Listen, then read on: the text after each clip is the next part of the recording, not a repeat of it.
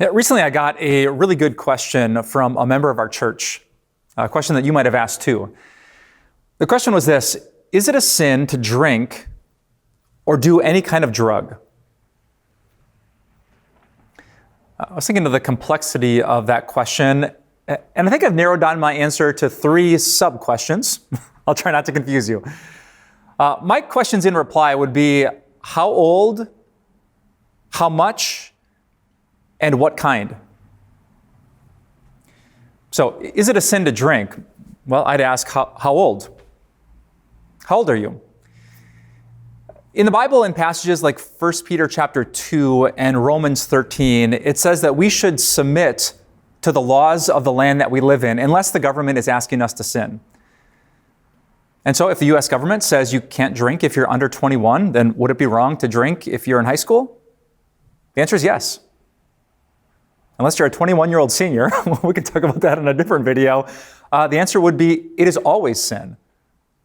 Like whether you get blackout drunk, just kind of buzzed, or just having a beer with your friends. If you break the law of the land, that is sin. So what if you're old enough? What if you're like me, or about half my age plus 1, and you're 21 and it's legal for you to drink? Well, then my question would be, how much? Jesus drank wine. He gave us wine in the Lord's Supper. The Bible and the Psalms talk about wine as a source of gladness. So it can't be wrong if it's legal, but the Bible has a lot to say about how much. The Bible wants us to live a self-controlled life that is completely free from drunkenness. Now, as a guy who grew up in the Lutheran Church, I need to say this really clearly. As a guy who lives about a half hour from Green Bay, Wisconsin, in one of the drunkest communities in America, I need to say this even more clearly, that in God's eyes, drunkenness is always sin. The Bible does not say be self-controlled unless it's your birthday, unless you're on vacation, unless it's a wedding, unless it's a bachelor party. God knows how important our spiritual lives are, and He always wants us to be in control. Our words matter. And the words that come out of us when we're drunk can do real damage, even if it was only drunk on a special occasion. The choices we make with our body matter. It only takes one time with unprotected sex to change someone's life forever, and our Father does not want that. So is it a sin to drink? No, not if you're of age. Is it a sin to get drunk? The Bible's answer is always yes. So that leaves us with our third question. What about drugs?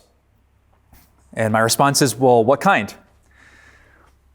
There are all kinds of things that we can put into our body to help us from a medicinal standpoint, but are they legal or illegal drugs? And especially these days, when there are so many pills that you can get legally, the question is, can I avoid being mastered by them? I'm sure many of you have struggled with prescription medication or know and love someone who has. And the Apostle Paul says in 1 Corinthians chapter 6, not everything is beneficial. We might have the right to do something, but he says in verse 12, I will not be mastered by anything. So if my own kid was asking me this question, Dad, can I drink? Can I use drugs? In fatherly love, I'd say, let's be very cautious with that. I love you. I want you to live in freedom and with self-control. Let's enjoy some of the things that God has given, but make sure they're legal and they're beneficial. Now, one last quick word. Jesus was known as the friend of drunk people. And if you struggle with addiction or today's message brought back a lot of memories from your past, I want you to know that you can bring that to Jesus and He has forgiven it at the cross.